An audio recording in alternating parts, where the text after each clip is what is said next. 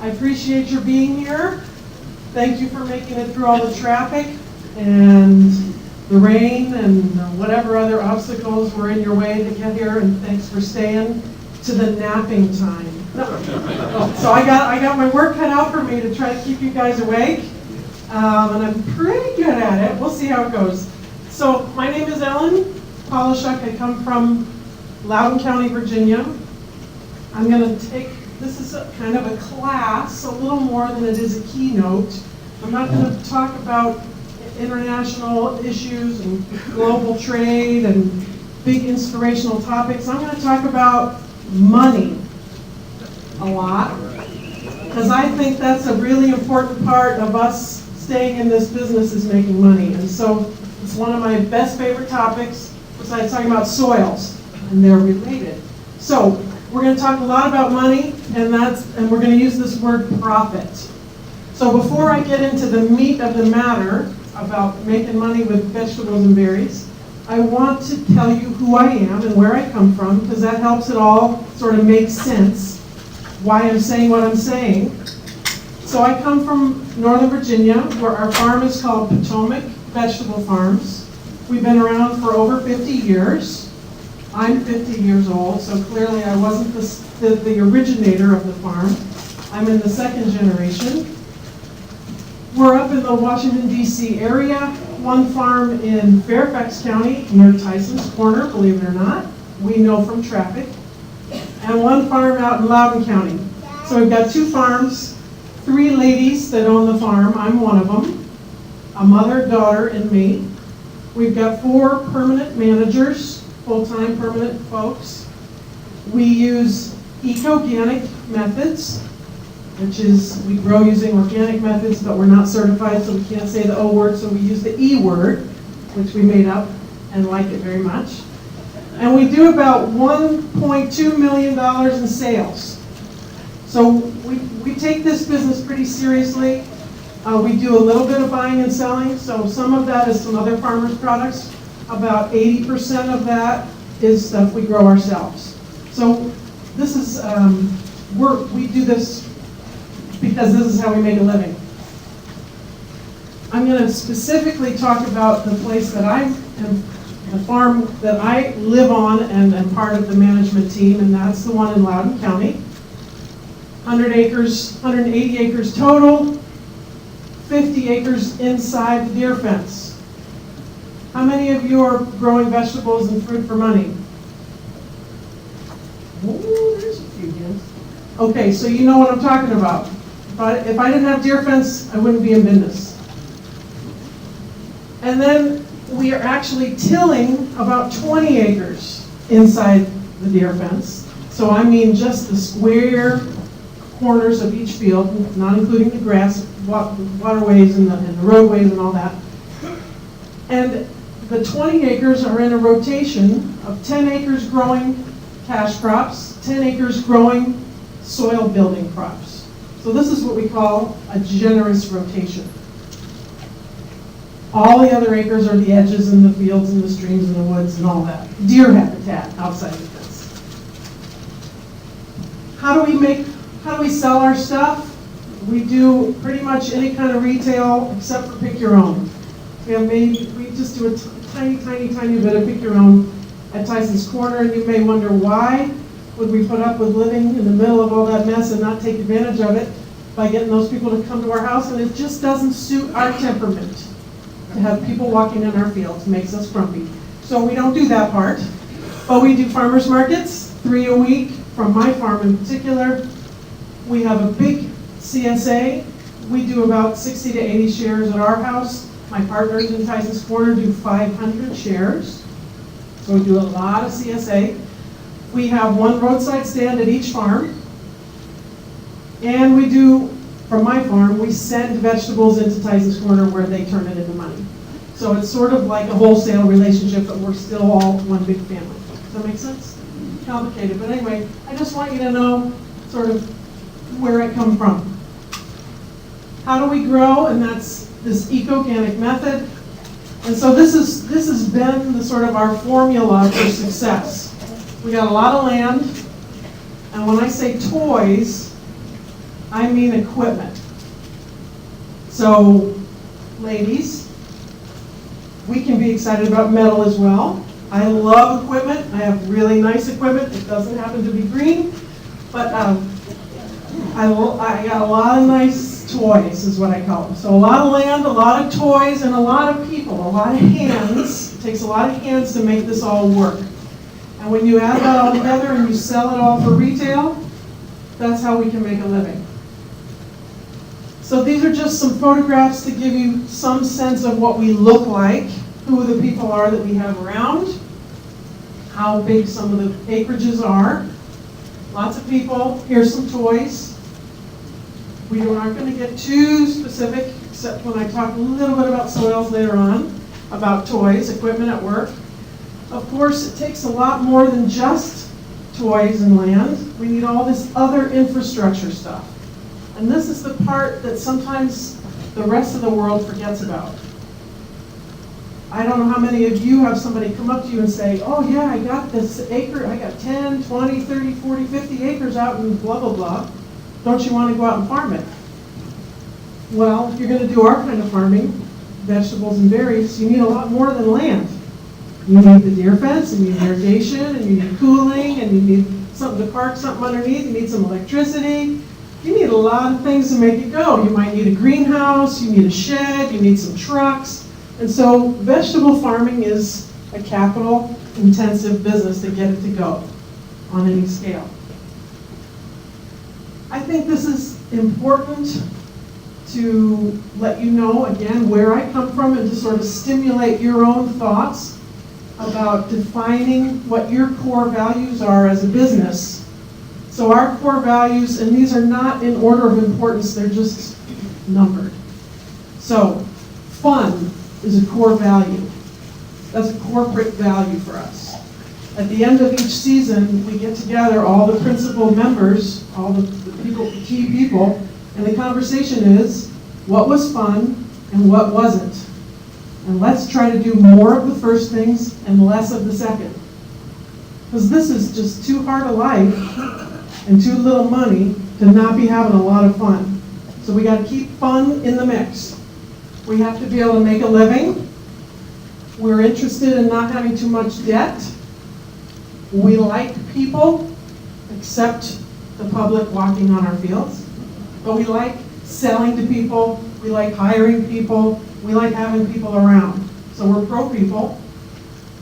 We like to keep putting money into the business in a long-term strategy that we're just going to keep being here. So we got to keep fixing the sheds and putting on a new roof and building some new things and getting some newer equipment, new metal that we can rust. We like machines, especially me, and we like to use this organic practices in terms of how we're going to treat the soil. So those are our corporate values, and we are actually a corporation. Well, another day we can talk about that. Here's some things that I think also are interesting to pass on to you. Things that I think we've decided that are smart, good decisions we've made in terms of profitability. And that is, we have a pretty serious compost operation, as Chris mentioned, with a turning machine and so forth. About 300 tons a year we make just for our own purposes, not to sell, just for fertility. I'm really interested in something called a spading machine as a tillage tool. I'll show you a picture later. We made a strategic decision not to be certified organic, not out of any philosophical reason, just because it was painful. And we thought, well, let's just do the less painful thing and we can get away with it in our marketplace to use the E word instead of the O word. People still want to buy our stuff. And building a big deer fence, like, just go for the gusto. Spend the money and get the 8-foot tall woven wire fence. I wish I'd have done it sooner. Here's the decisions that we made that were not so smart. This is almost more fun to talk about. It's more instructive for you to hear about people's mistakes almost, more than it is their successes. I was averse to using soil tests for a long, long time. And my mantra was, if I just keep putting compost out there, everything's going to be fine. And everything was fine, but we're trying to be better than fine. We're trying to really succeed and prosper. So I wished I'd have paid some more attention to soil tests sooner in my career. Number two, of course, we've all done, maybe not so much you sandy farmers, but working clay ground when it's wet. Man, you only have to do that once to just have your feelings hurt forever and pay the price for a really long time. Not working my rotation as carefully and thoughtfully as I could have, taking into account trying to beat back some weeds, using my rotation as a weed control device. He's furrowing his brow. Good, you're paying attention. Not being a better manager of my people. A lot of crying, unnecessary crying. And it took us a little too long to build that really nice fence. It was sort of like the nuclear arms race of deer control, you know. I'll put up one line, then I'll put up 2 lines, then I'll put up 3 lines, and I'll put up the second line outside the 3. Then we'll do the black netting, and we'll do high tensile electric. We did everything. We spent way more money by doing every one of those instead of just building the right fence at the beginning, because the number was too scary. Okay, now this is what you came here to listen about, maybe, and that is, let's talk about making some money. Do you know what's paying the bills, and how can we do some more of that?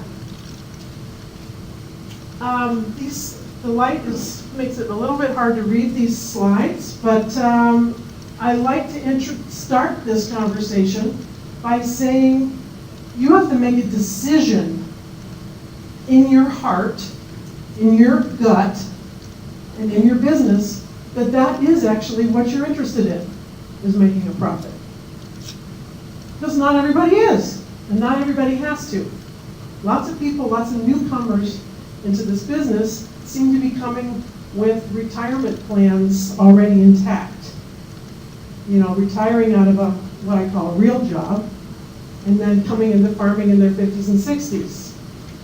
So this topic is for people that actually need the money, because that's how they're going to stay alive, and that's how they're going to put something into the retirement plan.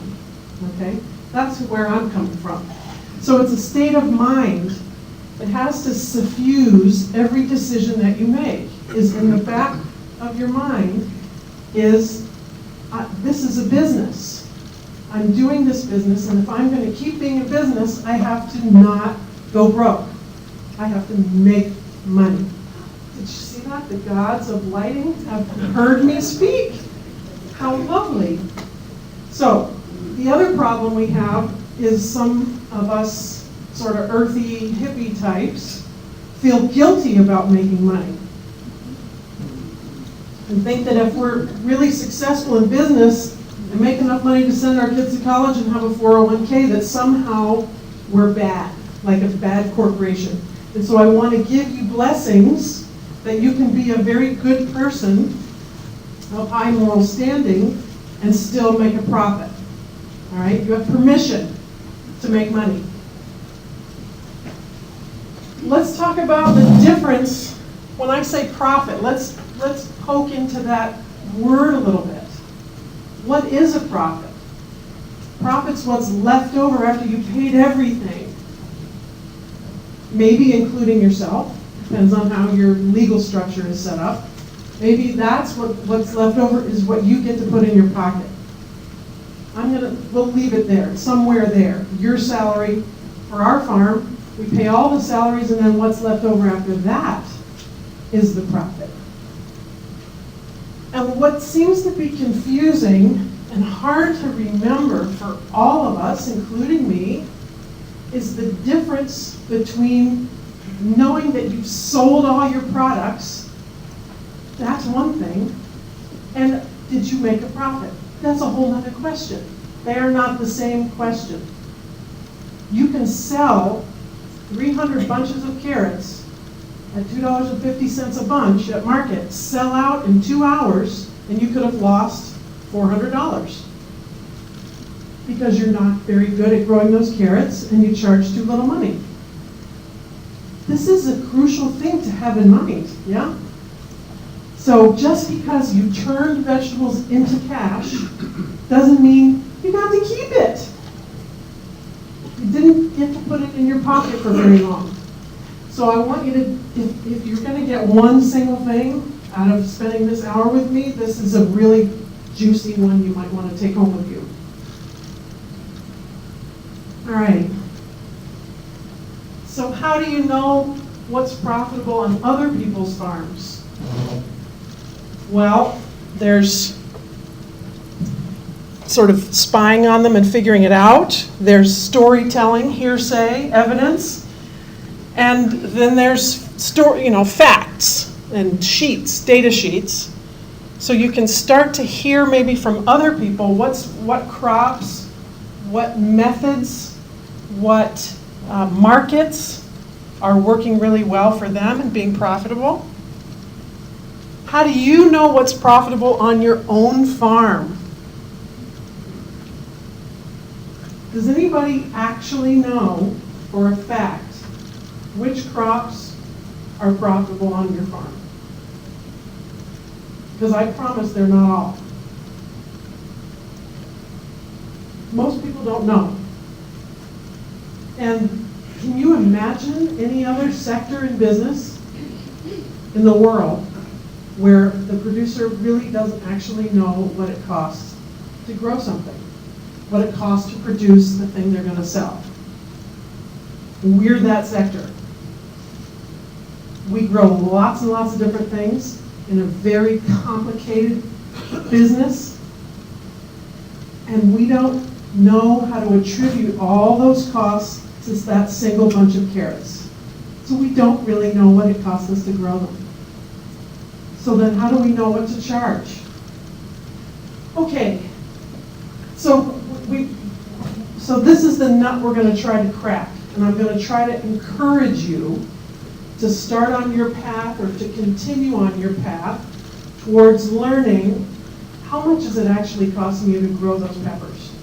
Just the peppers. So that you have some sense of which things you might want to concentrate on growing more of or less of. Doesn't that make just such good sense?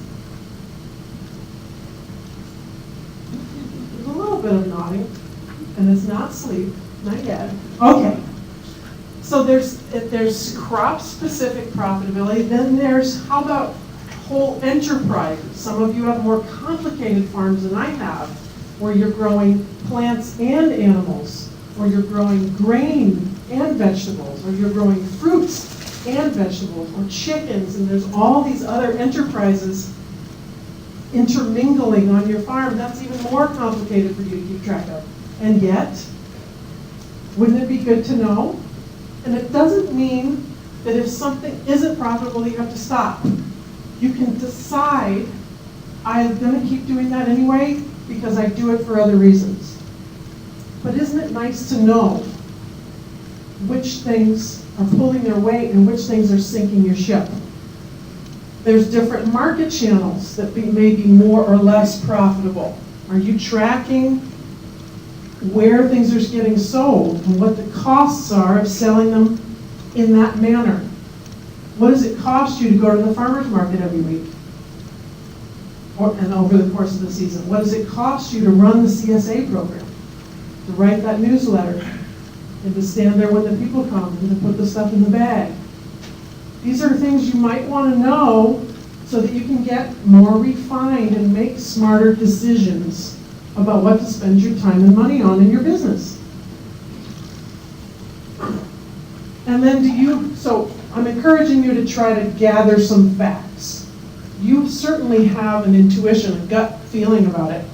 But what I'd like to ask you to do, interest you in doing, is finding out some more data, some more information to check your gut and find out if your gut is right. Because sometimes it's going to be right and sometimes it's not. This is a program that I've been working with for a few years to do this kind of analysis. It's called the Veggie Compass. It's an Excel spreadsheet. that is specifically designed for people like us. Small, diversified, multi-crop, multi-market growers. And we've got, so you can go, it has its own website. I've been doing some work with Southern SAWG, the Southern Sustainable Agriculture Working Group. It doesn't have a sexy name. To try to train more growers how to use this program. And we actually have like a 7-piece video tutorial that holds your hand through every little bit of this program to try to teach you, see if you can use it on your farm. Where are we time-wise? I don't know where my Molly is. Does anybody know where we are in the time we have? 1:50, okay. So what's cool about this Veggie Compass program is that it tries to incorporate all the expenses that you incur on your farm and give you, it includes the cost of production, the cost of selling, and your overhead costs. I'm going to skip past this part and just show you, this is what it looks like in real time. And we're not going to get into it any more than this. We teach this Veggie Compass in a 1.5 day long live one-on-one or 1-on-30 class setting. And then we also, like I said, have this on a video tutorial at the Southern SAWG website. You can do it all with that. But the point is, this is going to ask you to figure out how to distribute the cost of your farm liability insurance into that bunch of carrots.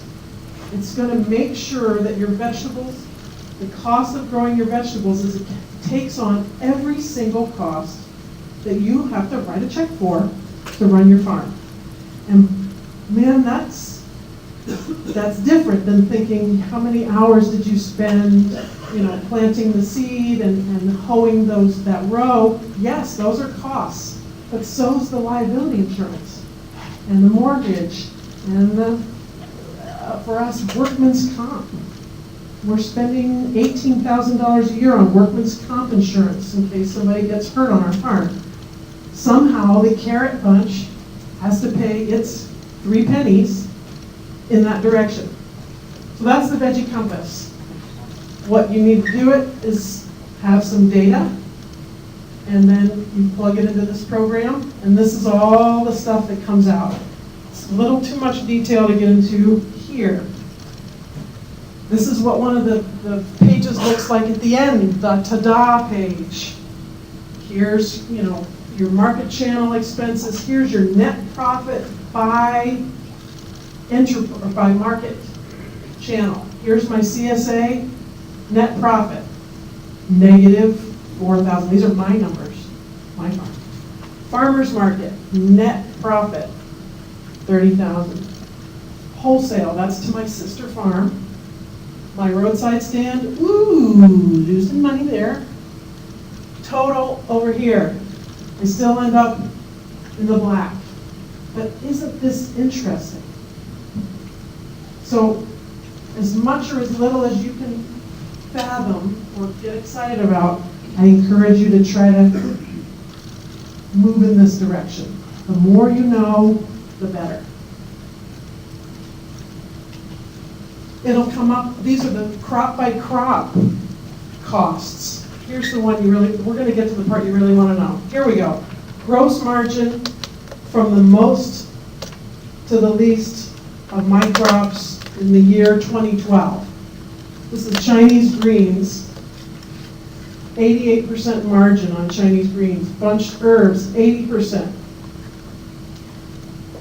And the list is longer than peppers. This is in the order of how much profit I'm making on crops. Here's tomatoes, hybrid tomatoes. In the middle, still above 40%, which is sort of good, average. These are good things to know.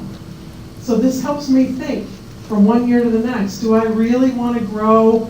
What we really want to see is what's on the bottom of the list. What are the real losers? So here we go. What pays our bills? Tomatoes, tomatoes, tomatoes. While they're not the most profitable, we can sell so many of them. It's always a heavy hitter, major part of our business.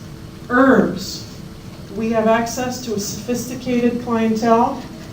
They pay money for herbs at $2.50 a bunch, and it costs you 79 cents to grow them. This is a good idea for us. Direct seeded greens, the arugulas and mustards, and some of the transplanted greens like kale, lettuce, cost so little to grow, and especially if you get a multiple harvests off them, just go out and pick up the dollar bills. Summer squash, it still sells, at least for a while.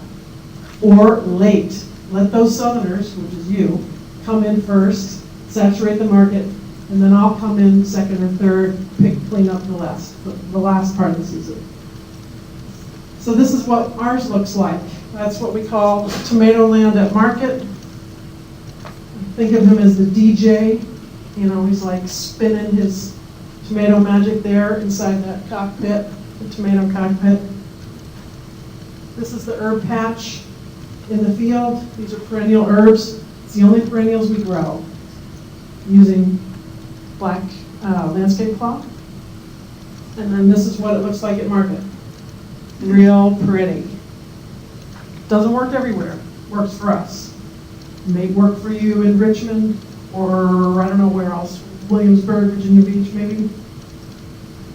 Squash, squash, squash. You like that zephyr. Biggest losers. All right, this is what you also want to know. What are we losing money on? Okay, well, these are things we knew we were terrible at. We stopped growing these a long time ago. Melons, winter squash, strawberries. Just forget about it. Winter squash, anything that's not butter. All that fancy Japanese, cool, yummy stuff. Dude, those are bug magnets. We can't deal with it. Doesn't work. So just give it up. Let somebody else figure it out. Strawberries, every known disaster or unknown will happen if I'm trying to grow strawberries. Whether it's Canada geese coming in and eating them all. I mean, who even knew that that was a problem until it happened? You know, with bugs and frost and fungus and, so why even go there? We don't go there. And then this is the more interesting list for me because these are things that we do still grow. We have to we got to figure something out here. Either we got to stop growing so many or any, or we got to figure out what's the problem here. Why are these such losers for us? Is it a yield problem? Is it a price problem? What's the problem? And so if you don't know that you're losing money on something, how are you going to fix it? You got to find out what's going on so you can make it better.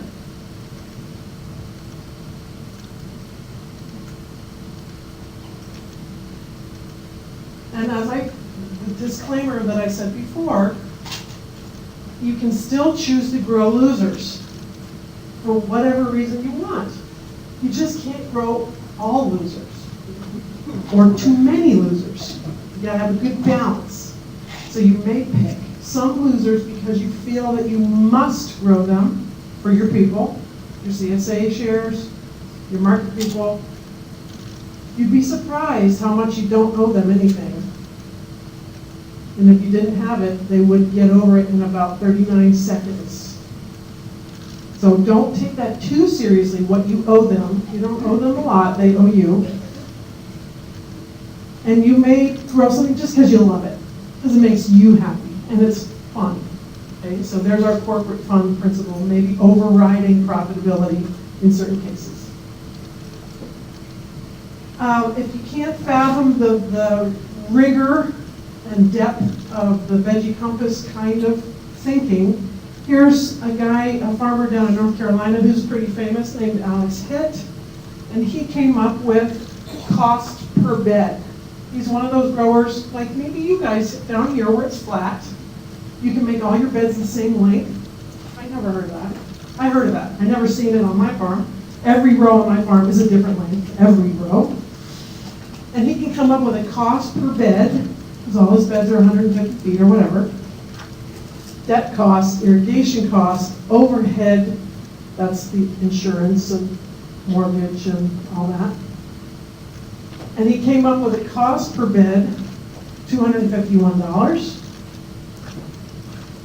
And then he keeps track of income generated per bed, per crop. So here's his vegetable income, his total vegetable income, divided by how many beds are on his farm. His total income, 416, cost him 250. That's looking pretty good. Gross margin, around 40%. But here, look at the difference in these crops in terms of their income potential. One bed of tomatoes worth $1,000. One bed of peas worth $100. Don't want to be a pea farmer. I'm just going to give you the punchline right now. Unless you're growing, 50 acres in this combine or whatever, where you got a machine that picks them all. So even this level of record keeping and paying attention, maybe you could aspire, this could be really powerful information for you. Simple, but you got to keep track. Then there's other kinds of metrics that I like to throw out there, like this one, transplanting versus direct seeding. If I go to a farmer's market and somebody tells me, yeah, I'm growing transplanted beets, I think, transplanted beets? Unless you're charging $4.50 a bunch for a 3-beet bunch, how is that going to be anything other than stupid? Okay? So maybe they're going to sell a lot of beautiful beets for $1.75 and they're going to lose $1.25 on every bunch. Are you going to be impressed by that? Don't be tricked into thinking that just because he sold them all means that he made any money at all. He just didn't lose all of his money. He only lost half of it. Okay? Oh, you got to pay attention. So my rule of thumb, if you can't get at least $1.25 to $1.50 for that single plant, ain't worth transplanting. Transplanting spinach, people are telling me. Maybe in a hoop house where you're going to cut it 3, 4, 5, 6 times and you've got really big leaves. I don't know how it works. Okay? That's my rule of thumb. Maybe you're going to come up with some of these same kinds of benchmarks. Little tricks in your mind to think, is that going to make sense or not? Okay, so if I wanted you to think about this idea of what is profit before we get into this more sort of this economic conversation about how to increase your profits. Okay, so now at least we know what we're talking about. What's profit? All right, so production for profit. There's 3 main ways to make more money. This has nothing to do with me, I'm just the messenger. You can spend less money, or you can bring in more money. No big secret there. Here's the 2 different kinds of spending monies, and here's bringing more money in. So we're going to look at these. We're not going to talk about this one, overhead. Too individual, too hard to talk about, not for today. We're going to talk about this. We're going to talk about this. Increasing revenue. Let's have more money coming in.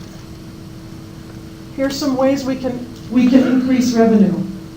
We can grow more stuff, increase production.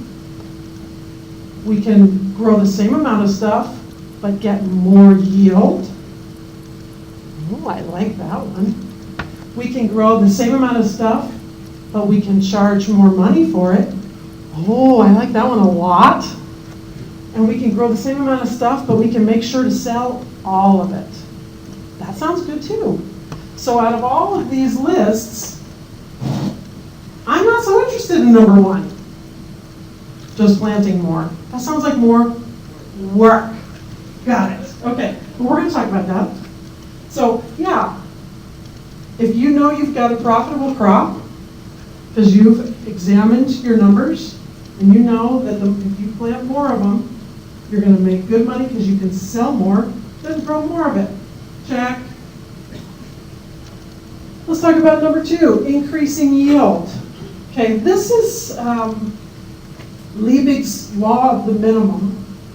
This is the famous barrel where each of the staves of the barrel is a factor in your production. So here's a factor called calcium, here's phosphorus, here's nitrogen. Back in the back, important factors, soil pH. Somebody spoke very eloquently about soil pH at the farm.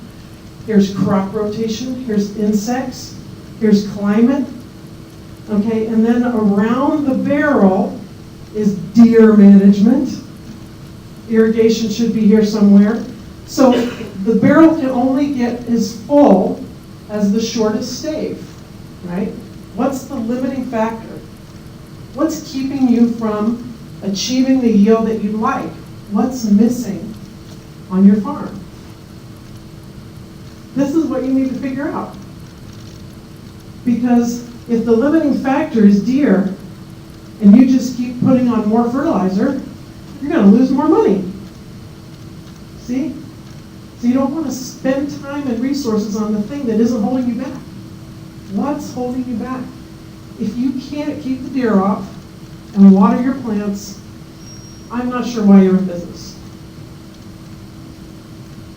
That sounds like too risky behavior to plant without those 2 basic safeguards in place. You got to be able to water them, and you got to keep some animal from eating them all. Good Lord. Other than that, who cares about fertility, right?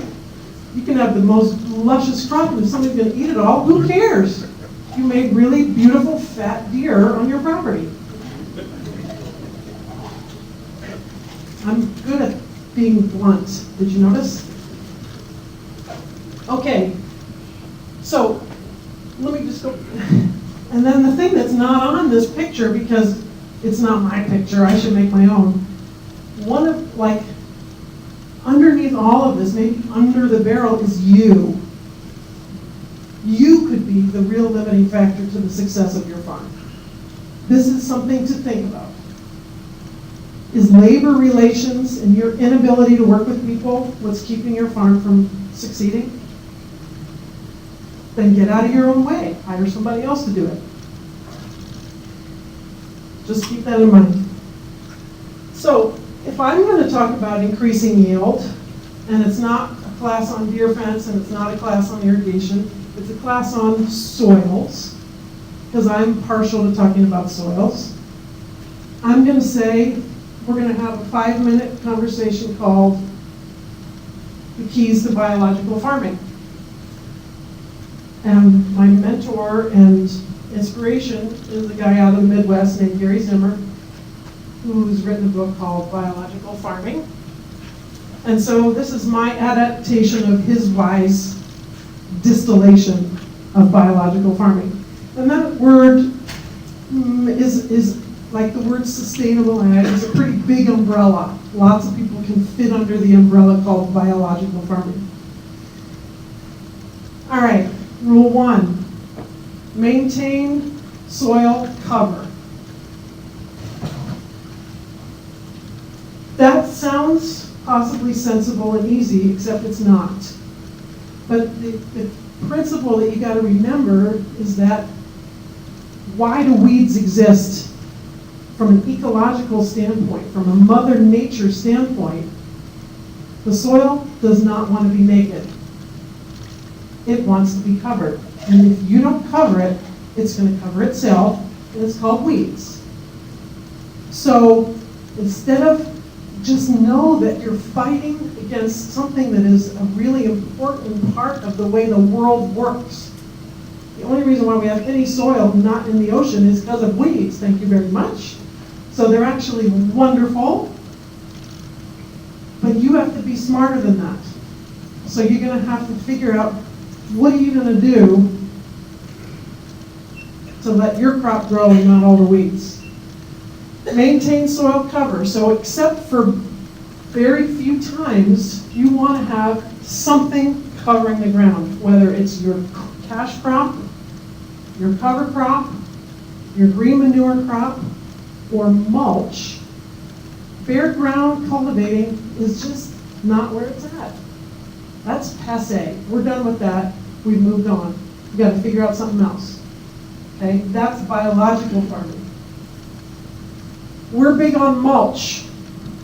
We mulch, and that's what I was wanting to put into the conversation at the student farm. That's a lot of rototilling in between those very far apart rows of tomatoes and peppers. And the guy said, yeah, we kind of think that's probably not the right thing to do. I would agree. Time to cover that soil up with living plants or dead plants. One or the other, get some plants out there. So we use a lot of mulch in between the rows. This is garlic, where we're going to plant those bare beds, and we mulch the whole quarter or half acre, solid mulch. You do it once, it's painful, and you walk away, and it's wonderful. You don't come back till you're ready to pick up the money. Here's a terrible picture of crimson clover that was overseeded a broccoli crop, right? So you're going to we're transplanting broccoli next week for fall crop. Once it gets, I don't know, teenager size, go out there with that chest seeder with the little spinner on it, if you're on that scale, or a broadcaster, just shoot that clover seed out there, and by the middle of winter, this is what you're going to have left. Dead broccoli and a beautiful clover patch. Nice. Rule number 2. I learned my lesson. Test your soil, put out there what's missing. I'm partial to more expensive tests than the ones provided by our state. I like a little more information, and I don't follow their recommendations because they want to recommend things that I don't want to use. But whatever way you're going to do it, if it's missing, you better add it. And you can add it in whatever way you need to economically and what things are available to you in your neighborhood, but don't just ignore the whole conversation like I did. So this is a picture of chicken manure that we're going to make compost with, lime spreader. This is rock phosphate out of Tennessee brown rock. And that's how we're getting some phosphorus on our fields. Rule number 3, use products that are biologically friendly. So this is where we may differ on which things are okay to use and which things aren't. But no matter what kind of spray program or fertilizer you're going to use, choose the least toxic. If you're going to choose something that's anti-biology, at least choose the littlest guns you can before you go to the biggest guns. Yeah? Use pesticides, herbicides, biotechnology, and nitrogen in minimum quantities or not at all, if you can. So this is the rules of biological farming. We're trying to get biology to work with us instead of against us. Rule number 4, rotation. So this is like farming 101 from the ancient times. They figured out rotation is crucial. And now all of a sudden, we're talking about rotation. So old is new. Rotation is in. Do all of you have some kind of rotation operating on your farm or your patch? Anybody got a rotation they're working with? No? I avoided this conversation for a while, and now I'm pretty into it. And so this is what I do. As I told you at the beginning, we do the half in, half out program. We have a lot of land that we can use. And so half our production is to make money, half the production is getting ready to make money. That's how I like to talk about it. So the land that's on vacation is getting ready to make me money next year. And I tell you what, you rest your ground that much, you're going to see a difference. This is a working vacation. So that means it's not covered with pigweed and Johnson grass. It looks like, well, I'll show you pictures.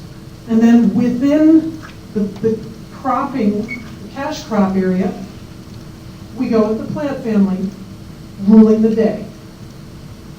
So since we are a tomato-based economy, or a solanaceous-based economy, we're now at the point where there's going to be 3 whole years of non-solanaceous crops before we come back to tomatoes. That's about as good as I can get. Maybe 7 years would be better. But 3 years in between tomato crops is pretty good. Then the other crops that we grow are just so much less acreage, it's really easy to get 3 years in between them. Sweet potatoes, okra, brassica, all of that stuff, cucurbits. So that's how we make sure everything gets at least 3 years before that family arrives again on the rotation. This is Alex Hitt's farm. This looks really complicated, but it's not. But it's just a picture to inspire you to think about it on your own farm. Here's the year 1, year 2, year 3 of the same piece of ground, right? So this is one patch. Would go through this rotation. This is going to be 2014, 2015, 2016. And he's rotating cover crops, vegetables, and cut flowers is what they grow. So the specifics of this are not important, but you're seeing the pattern of how he's going to rotate from one year to the next is what I want you to be inspired by.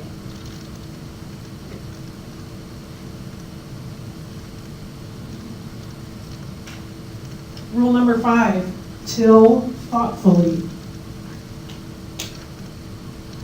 So I'm not politically correct in many ways.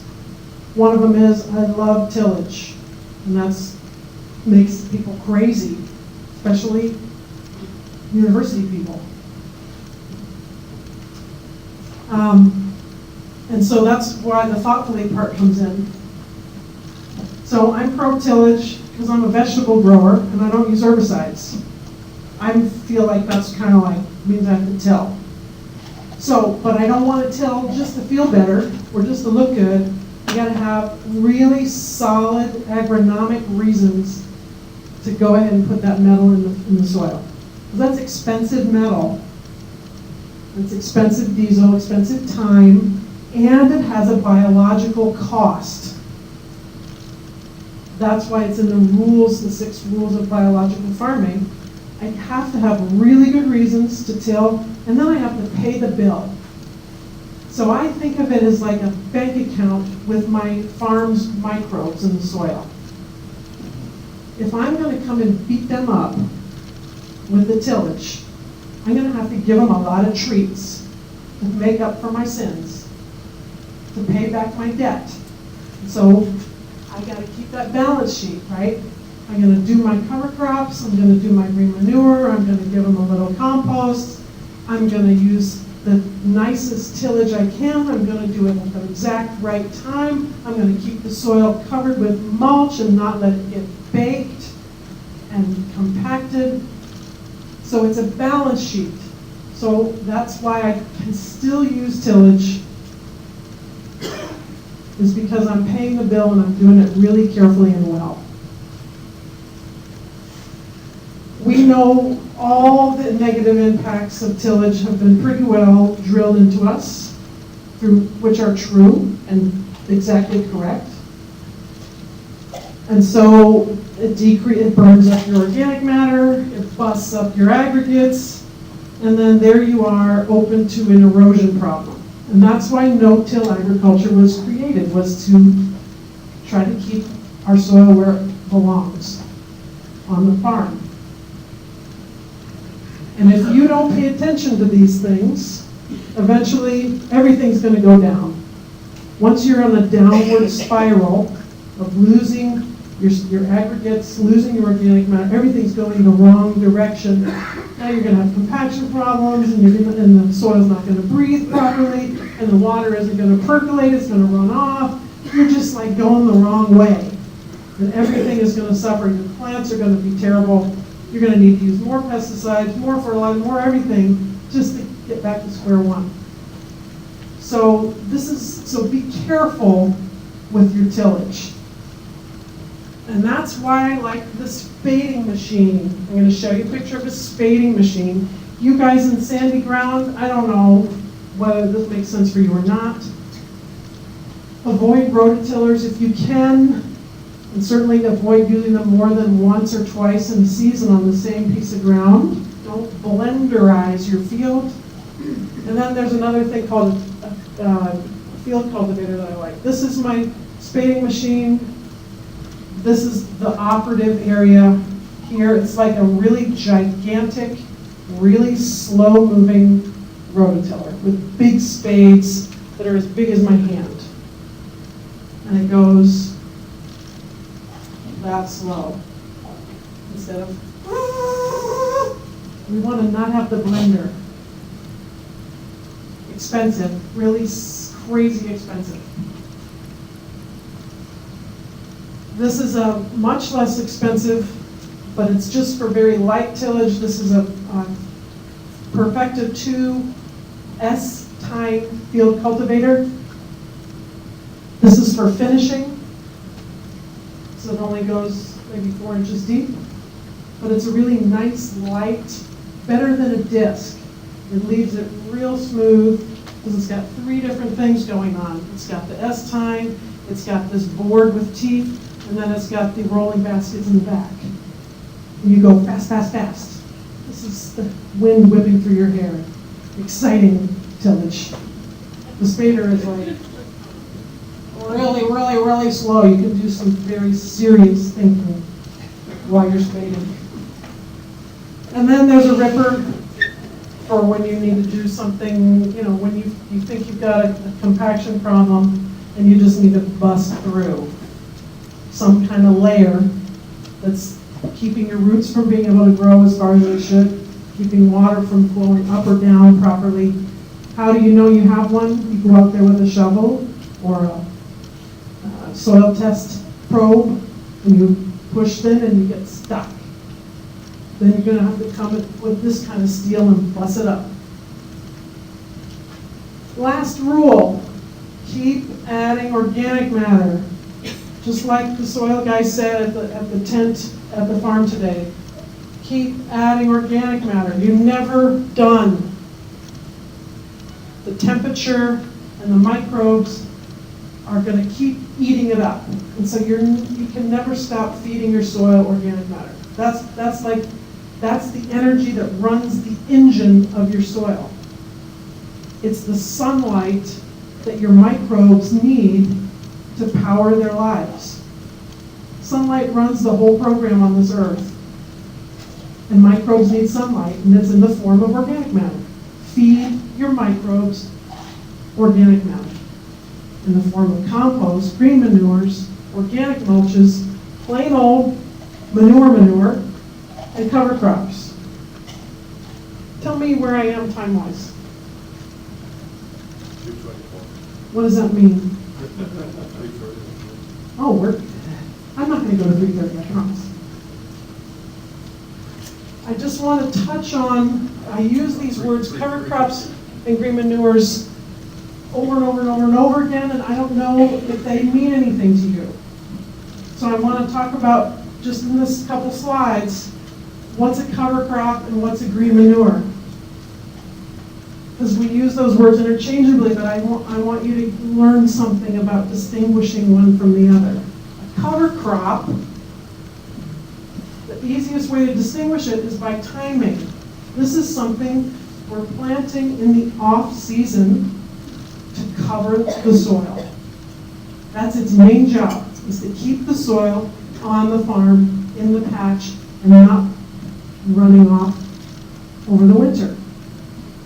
So this is growing when you're not making money. It's just a cover crop. And you're going to till it in the spring, and it's going to be full of juicy, yummy sugars and proteins and all those nutrients that were somewhere in that soil profile in an active form, and it's going to decompose really quickly and be available for your cash crop in the spring and summer. It's like it's holding space and it's holding the nutrients over the winter and then giving them to your cash crop, cycling them on your farm so they don't wash off the top and they don't wash through the soil profile into the groundwater. What do we like to use? In my house, we like wheat, rye, barley as the grass component over winter, and we like either crimson clover or vetch as the legume. We like to do mixes. That's a cover crop. Green manure, which sounds like yuck. Green manure is what? Duck poop, right? Green manure is easiest to distinguish, again, by the timing. This is,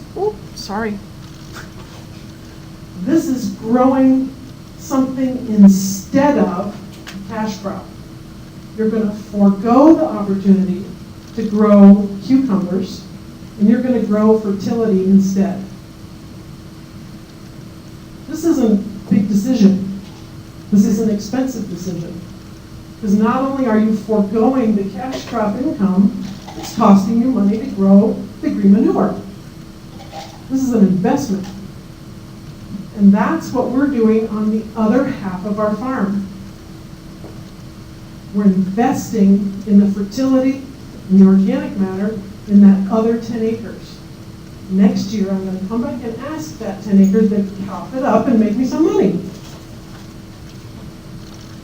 What do we like to use? This is during the growing season. This is during the spring and summer. We like to use Sudan grass, millet as the grasses, cowpeas or soybeans as the legumes, and we often put buckwheat in the mix, or group buckwheat by itself if you have a short window. So here's some pictures. Oh, one more thing. Sometimes we work these crops in brown instead of green. We let them go all the way to fruition, to seed. And we work that wheat and barley and clover in after they set seed. It makes you guys crazy sometimes to talk about it. And the theory is that when we give the soil microbes something harder to digest, we are creating more of a humus building situation than a nutrient cycling. Before, remember, we were just keeping those nutrients in this short circle to the microbes, to the cover crop, to the microbes, to the cash crop, in this little circle. This idea is a bigger circle, and we're trying to actually make organic matter, stable organic matter in the soil. So we're going to feed it hard to eat stuff like straw. Brown, plants that have gone brown, that are not all green and luscious. Give them a mixed diet, right? We all need some fiber, right? There's the fiber. There's the Metamucil for your farm's microbes. Now you're going to remember what I said. Here's crimson clover in the springtime. Oh, it's so pretty. Terrible picture. There's a million pictures in the world better than this, but this is mine. Oh, it's so pretty when it's blooming. Flail mow on the right, not flail mowed on the left. We're going to flail it before we work it in. Here's rye and vetch in the spring. And here's a spring planted green manure of oats and peas, planted in April. We'll work it in now, or a little bit before now. Just all fertility, no harvest. We use a grain drill to plant, and we use a flail mower to knock it down. That's what a flail mower looks like if you've never seen it. It's these tiny sets of little knives, and the rotor goes this way instead of like a bush hog. The cool thing about the flail mower is not only does it chop it up super fine, which makes it work in easier, It leaves it very evenly distributed on the soil, right? This is a fertilizer. Do you want to spread your fertilizer like your bush hog works, all in one big pile every 7 feet? No. We want to have a little bit everywhere. That's what the flail mower does. The finer you cut it up, the faster the microbes can get to work on it and eat it up. So we love some flail mower. Here's a beautiful green manure crop of buckwheat. Takes about 5 weeks, and then here it is after it's been flail mowed. It's just like disintegrated, practically. Almost don't even have to till it. Now the other cool thing about that spading machine is that it can really work in big bunches of residue, whereas a rototiller has a really hard time, and other equipment gets all gummed up. The spading machine is really good at working it in. How are you going to work this crop in? 7 feet tall sorghum Sudan grass and cowpeas in August, September. If you don't have a flail mower, there's nothing going to knock that down. I mean, bush hog will help. So that's what a summer green manure looks like. Sudan grass and cowpeas, that's Casey, my farm man.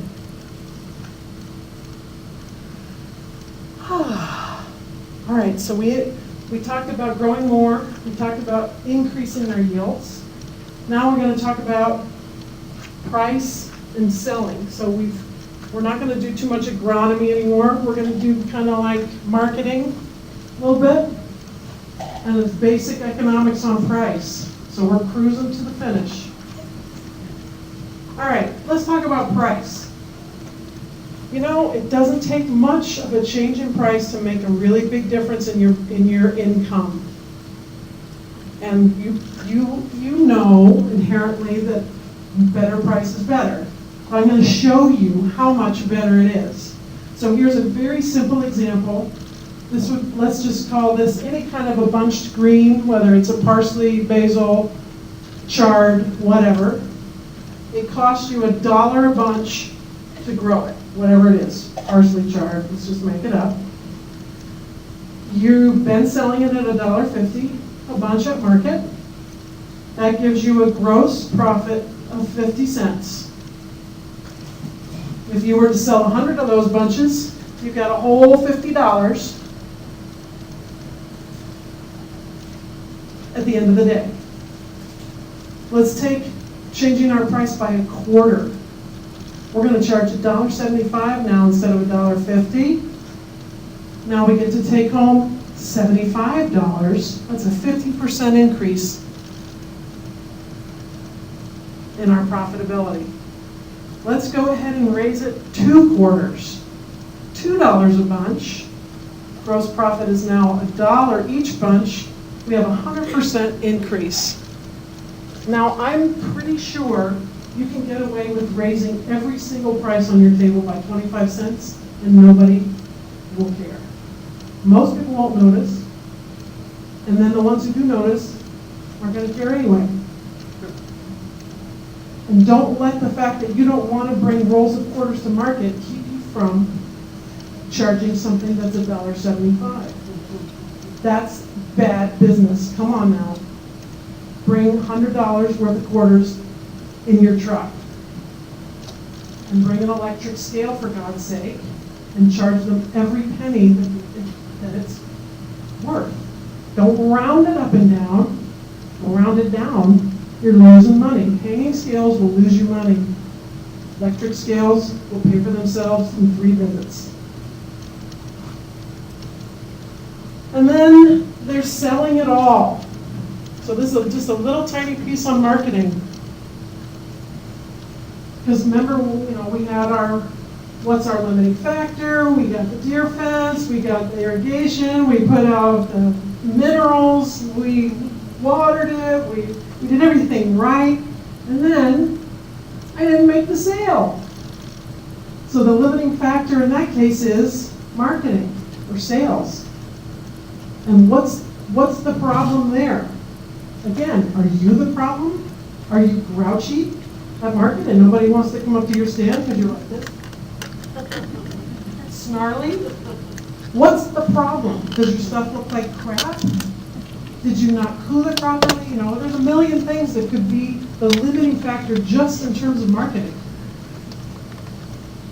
So I'm just going to pick one thing to talk about that maybe not everybody's talked about to you in the last 3 years. I don't know. Because we can't talk all day about it. So I'm going to talk to you about your value statement. What are you selling? So this is kind of more of a base level question. Okay, yeah, you're selling cucumbers. But if you're in retail, which I'm pretty sure everybody in this room that's selling anything is selling retail, am I right?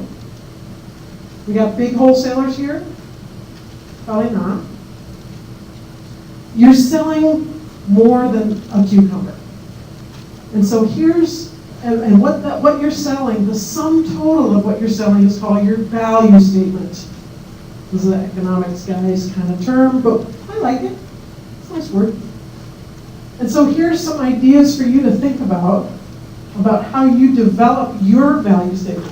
What are you selling besides the cucumber?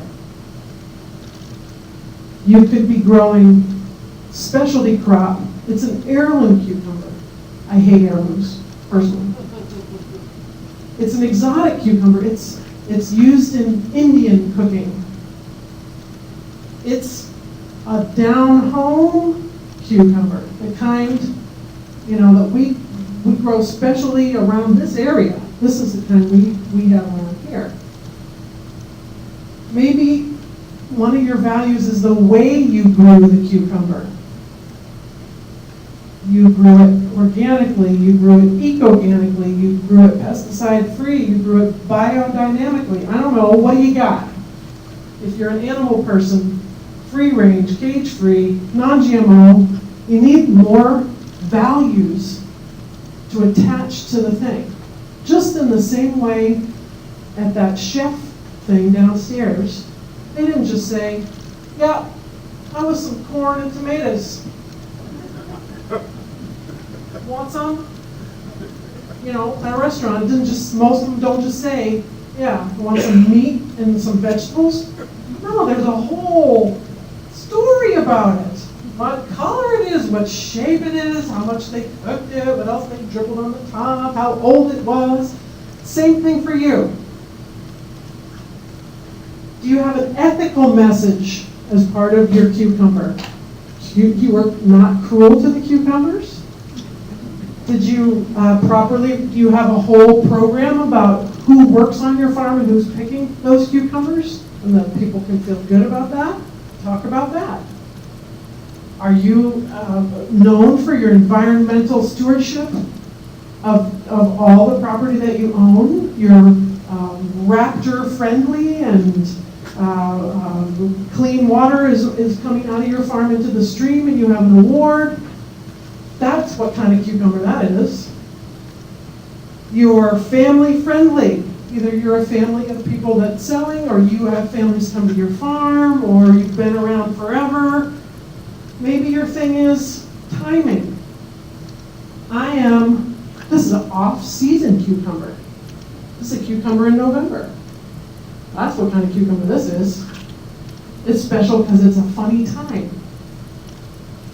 What else? I got a tasty cucumber. I got a fresh cucumber. I got a cucumber every week, no matter what cucumber. I got a perfectly post-harvest practiced cucumber. I got a cucumber wrapped in plastic. I got a cucumber that's dirty. I sell some things as dirty, like sweet potatoes. We don't wash our, I live on playground. They don't come out all beautiful like yours, where the sand just falls off and it's all perfect. Ours look bad, and that's how I sell them. And I put up a sign that says, these sweet potatoes are dirty because they come out of the ground. And if I were to wash them, they would deteriorate really quickly in your house. So I'm going to leave them dirty. Would you like some? Yes, I would. That's a very good story. I want some. Who okay? I got things in clamshells, whoops. I got things in recycled bags. I don't know, what's your story? Intangibles. Here's the deeper story of your farm. We've been around forever. We have a great reputation. We take really good care of the land. We support vets. We always give to the 4-H fair. We have a school garden. We're involved in this part of the community, that part of the community, whatever. We're going to be here no matter what. And you can trust me to grow good stuff. Whatever it is, it can't just be a cucumber. It's got to have some story. And that story is part of your whole marketing, production, and your costing. And there's a lot of demand for this local stuff, but there's also some competition out there. Because there's only so many things we can all grow at the same time. And so whoever has the best story wins. So start telling the story of that cucumber. What's your value statement? Now, here's another point. You don't want to just have one part of your story. You want it to be complicated or robust. Juicy, let's say. A juicy story. You don't want to just have a one-show pony. And you have to keep adjusting that value statement to match. If nobody cares about your story, then you better pick another story, or you better pick a different clientele. Because if you're telling your story and it ain't working, well, pick a new story. Do something else.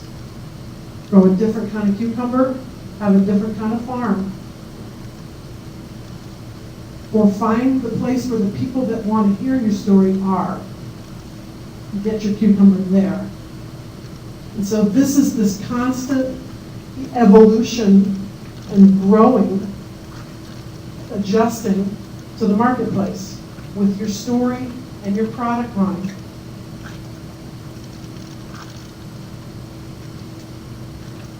What time is it? How much? Oh man, we are so good. All right, so we talked about bringing in more money. Let's talk about not spending too much. Reducing costs. I don't really think that's as much fun. But we got to talk about it anyway. Okay, if you were going to get one other thing from me, this is it. The difference between selling out of profit, slide number 7, whatever, and this. It's all in purple. Can you tell that I have a purple and green problem? Yes, I do. Cost of production on a multi-species vegetable fruit farm. Operating cost. So this is not the cost of insurance and mortgage. This is what does it cost to grow the stuff. 62% of the cost of production is labor. This is an issue for us. Constant issue. So if you want to start talking about reducing costs, it certainly appears to me that something has to go on here in this piece of the pie called 62% labor. So what are our options?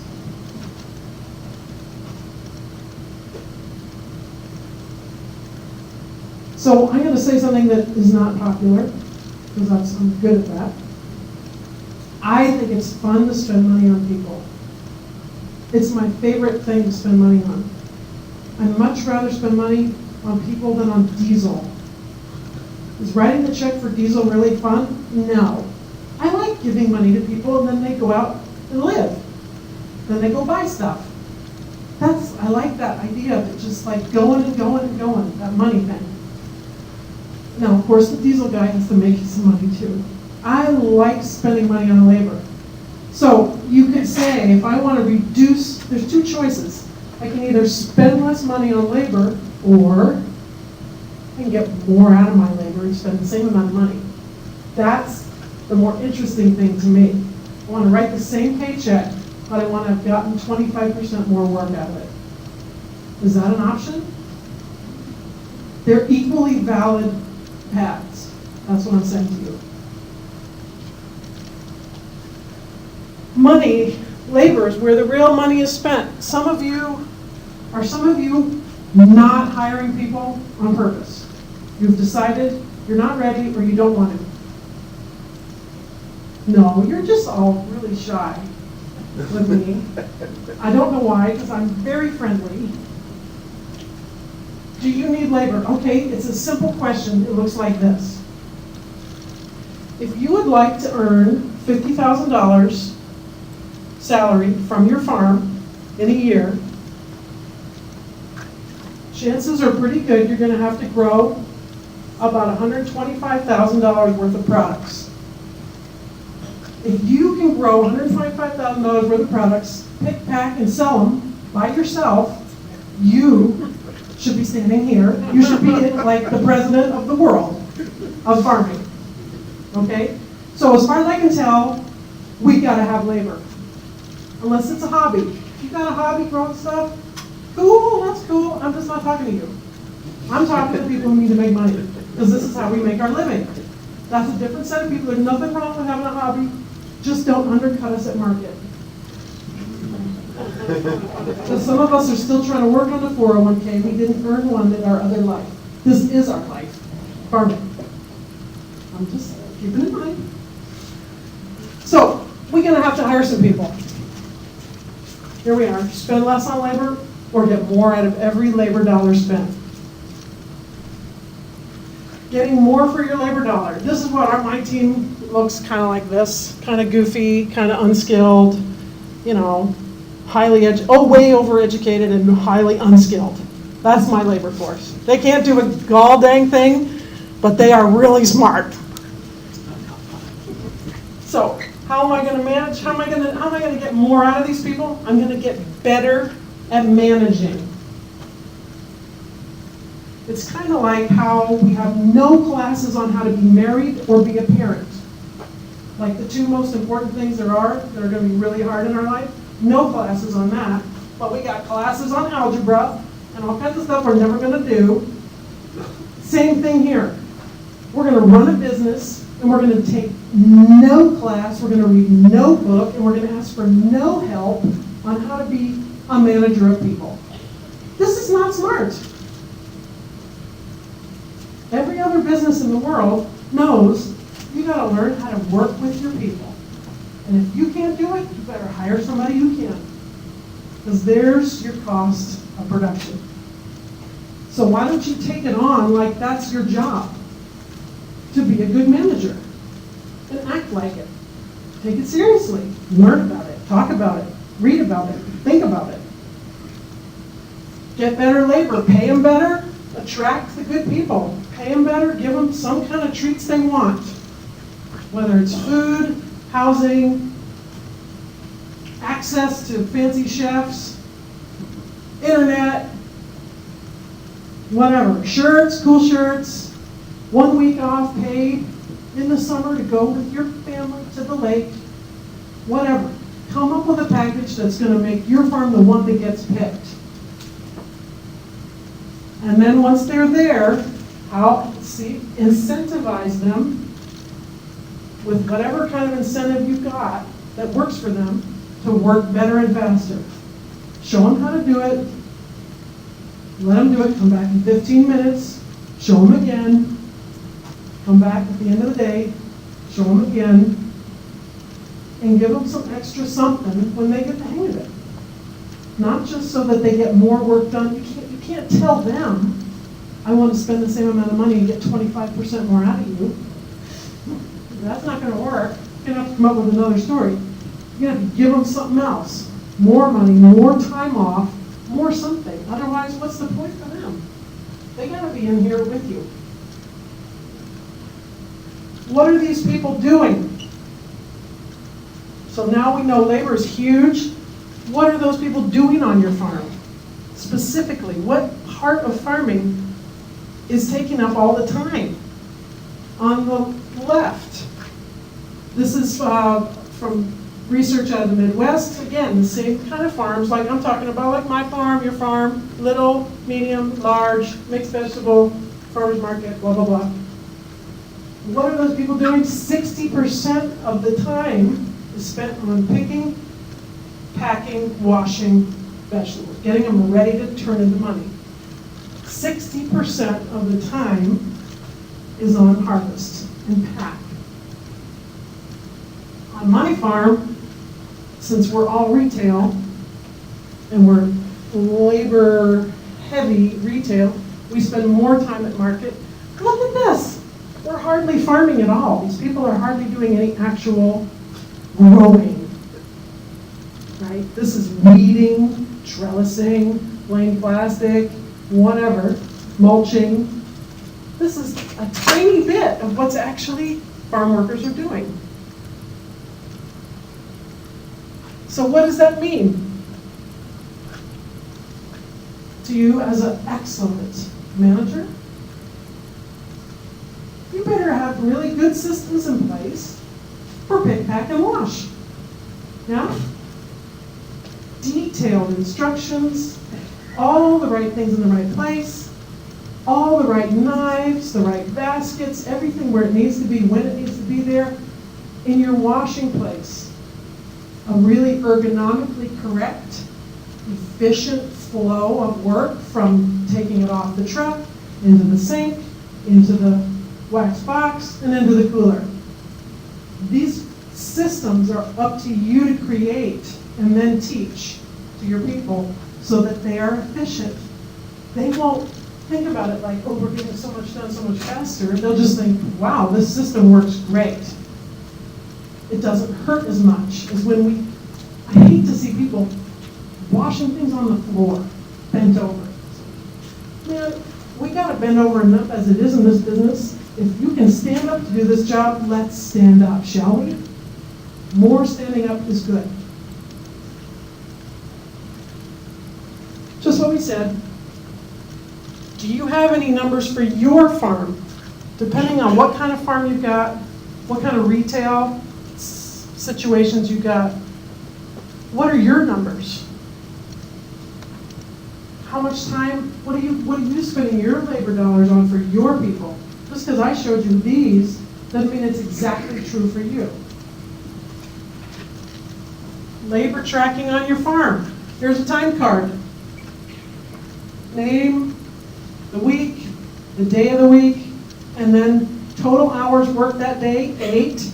But they have to spread the 8 out between what were they working on? Growing, harvesting, selling, something else, I'm not sure what it is. Miscellaneous. That's not a complicated time card. People fill out time cards so they get paid. This is a way for you to get them to give you data.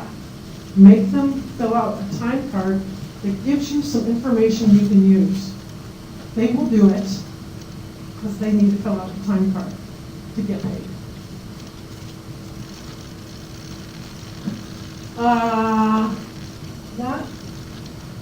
Sorry. That's interesting. So we're having, I think that was almost the last slide anyway. I don't know what's happening. Will you see if you can make it go away? What I wanted to tell you about is the inspiration to get your own numbers. So I had a sort of a made-up set of numbers, and then I gathered the data, and I learned that on my farm, we do spend more time in the field and more time at market than those other places. And so then that makes me think, I'm spending so much more time, more money on people at selling venues. Am I really maximizing my marketing dollars? Am I sending too many people to market and they're all just standing around? Am I not selling enough stuff at my roadside stand to cover the cost of that cute young thing up there? So gathering data and then looking at it and thinking, what's going on there? And now I'm comparing it to somebody else's numbers. Or you compare it one year to the next to your own numbers. Thank goodness there's smart people with clickers. I think that was about the end. Yeah, let's see what we got.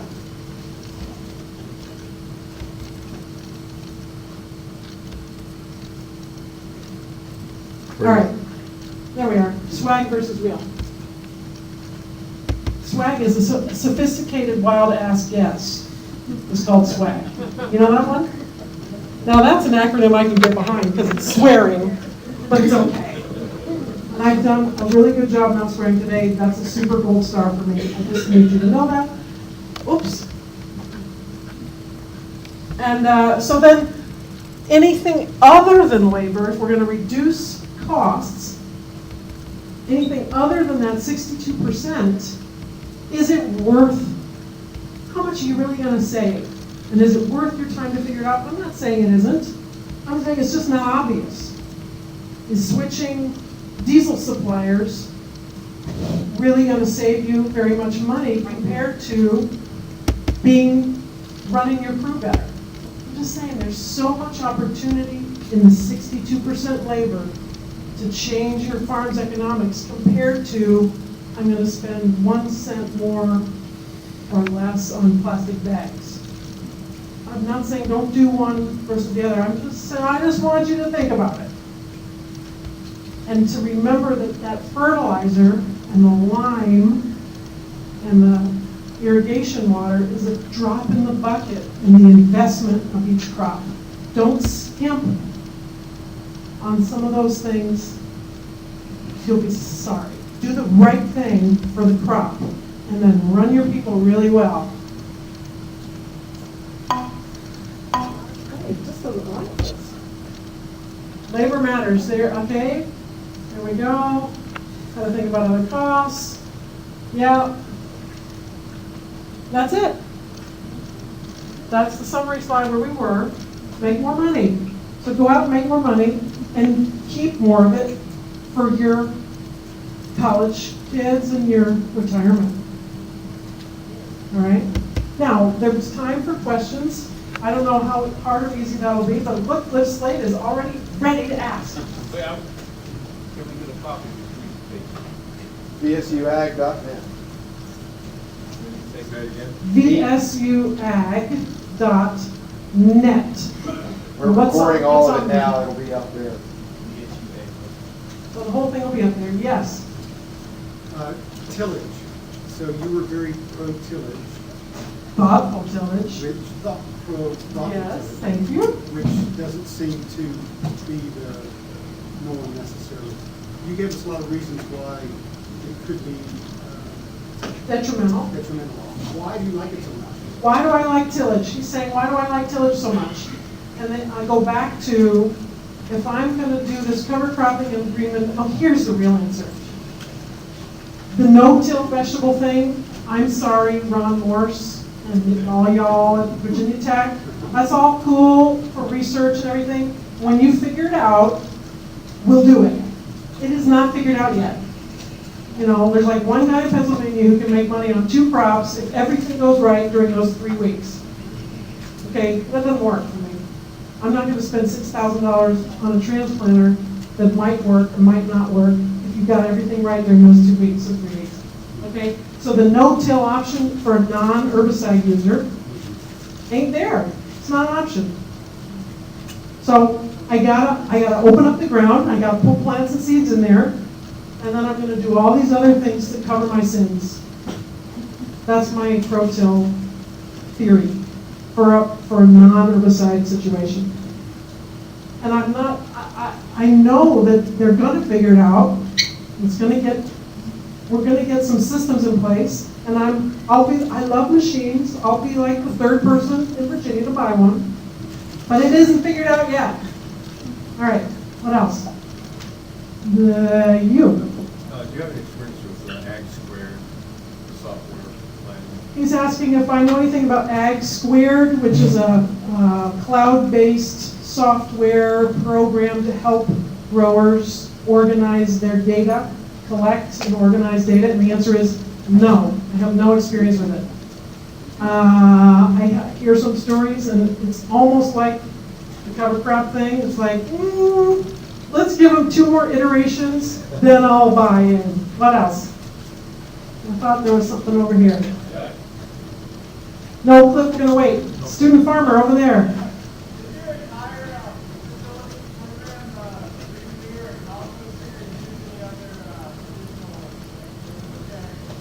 Yeah, I am, so he's asking what my fertility program is, which you heard him as well. So in addition to cover crops, free manures, and kick-ass compost, I am buying rock phosphate and adding it to the compost to make it even more phosphate rich for my farm.